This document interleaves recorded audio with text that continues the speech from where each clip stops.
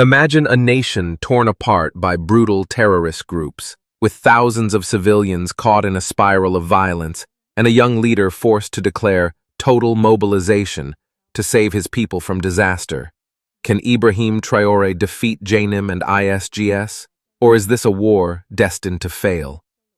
In 2023, Traoré, the 37-year-old president of Burkina Faso, made a shocking decision, calling on the entire nation to join the fight against jihadist groups, a move unprecedented in the country's history.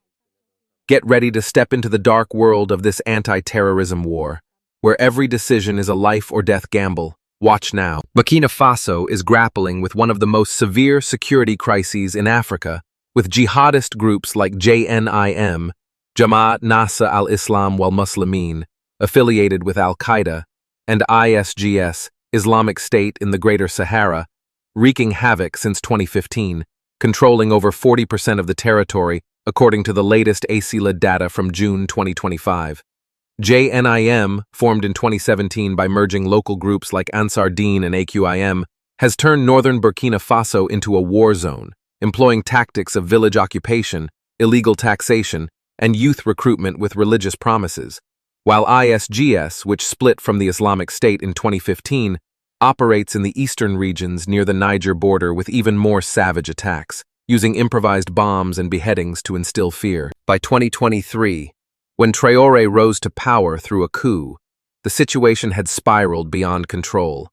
Over 5,000 people were killed by jihadist attacks that year, per AXLED, and more than 2 million were displaced, becoming internally displaced persons, according to United Nations statistics, making Burkina Faso one of the world's most dangerous jihadist hotspots, rivaling only Somalia and Nigeria. Traoré, a former army captain with first-hand combat experience, understands this threat better than most. He participated in the MINUSMA peacekeeping mission in Mali in 2018, witnessing comrades ambushed and killed by jihadists, and later returned to Burkina Faso to command an artillery regiment in Kaya, a town hit by over 15 JNIM attacks in 2021 alone. His decision to declare total mobilization on 2023, calling on civilians, especially young people and farmers, to join the volunteer force VDP, Volontaires pour la Défense de la Patrie, marked a bold turning point. Over 50,000 people enlisted within 3 months, aiding the military and reclaiming several northern villages like Barcelogo, though it sparked controversy as inadequate training led to over 300 volunteer deaths in the initial clashes. With the withdrawal of French troops in 2022, leaving a security vacuum, and Russia providing only limited support like old AK-47 rifles and armored vehicles, Traoré faces a critical question. How can he lead this massive war with scarce resources and pressure from both within and outside the country? Follow along to uncover the daunting challenges behind this pivotal decision. Traoré has transformed the war against terrorism into a gripping national mission filled with drama and hope. Shortly after taking power in 2023, he declared total mobilization, with the bold goal of ending terrorism across every inch of Burkina Faso, urging civilians to join the VDP, swelling the force from 10,000 regular troops to 50,000, including volunteers from rural villages, which helped the military reclaim key areas in the north from JNIM. According to ACLED, the number of jihadist attacks dropped by 15% from 2023 to 2024 in regions where VDP operated, notably in Soum province, where over 20 villages were liberated, saving hundreds of civilians. However, this success came at a steep cost.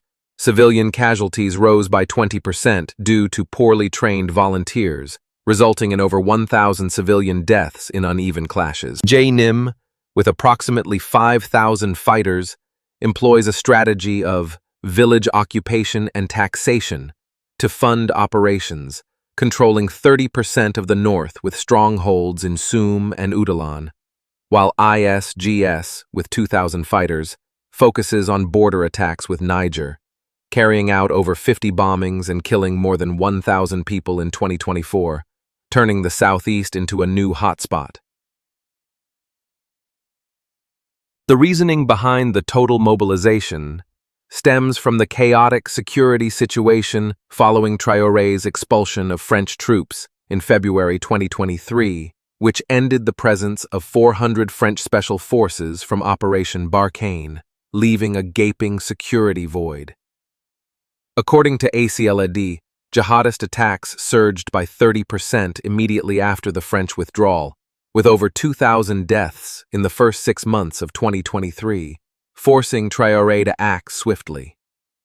Inspired by Thomas Sankara, he framed this as a people's war against foreign enemies, but the strategy ignited fierce controversy.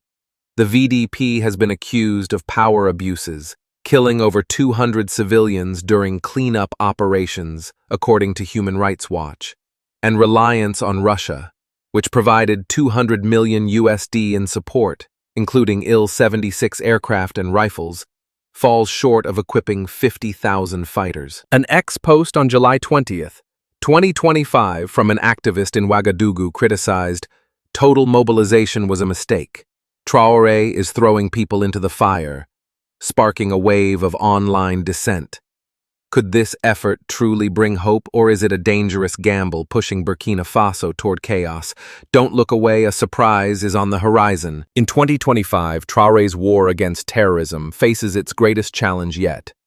Jihadist activity has escalated, killing over 5,000 people in the first 6 months of the year, a 10% increase from 2024, according to ACLED data, with the number of internally displaced persons rising to 2.5 million, fragmenting Burkina Faso into a deeply divided nation.